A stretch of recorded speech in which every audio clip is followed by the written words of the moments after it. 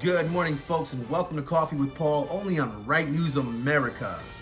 I'm your host, Paul Laramie, better known as Paul the Patriot, and the show starts now.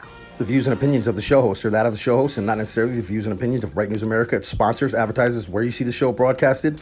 Right News America does not accept any responsibility for her feelings. Mr. Mack Miller and him being assaulted at the Clark County Commission meeting. We received reports from our very own Matt Anthony that was actually present at the Clark County Commission meeting when Mr. Miller was assaulted. So the reports we have is Mr. Miller was standing up for women that were being pushed around and intimidated by security. And we'll go ahead and post a picture up there of the security guard intimidating the women. And this was captured on video, folks. So they have video of security intimidating and pushing women around. So Mr. Mack Miller, candidate for lieutenant governor, told security that they have no right to push people around. He knows his rights, and they're not going to push him around. They're not going to push these ladies around. And that's when security converged on Mr. Miller and started pushing him around. That's when Mr. Miller became a little upset and said, no, I know my rights and you're not going to push me around. At that point, Mr. Miller was lifted and dragged out of the chamber, down the hallway, through the metal detector, where they slammed him into the metal detector and dropped it on his head.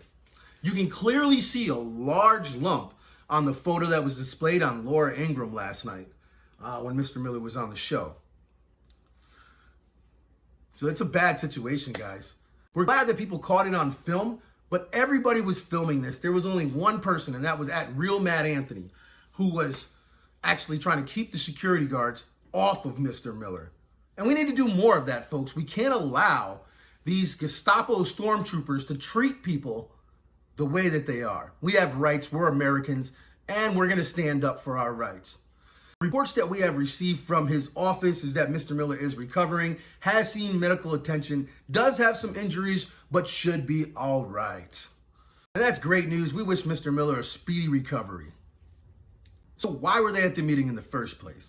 Well, there were over 100 items on the agenda. One of the items sparked controversy in the community. So the Clark County Commission passed a resolution against medical misinformation. Now, what does that mean? Medical misinformation is anything that doesn't fit their narrative to do with the COVID-19 vaccine or virus. So when you have conflicting information that may or may not be true, they'll just call it misinformation and boom, there you get charged.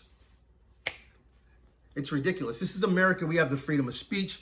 I don't care if you declare it a public health crisis or not. You don't have the right to stop people from speaking their mind. This isn't Canada. This is America. And I'll tell you, folks, the more we allow them to push us around, the more they are going to try to push us around. So I urge you.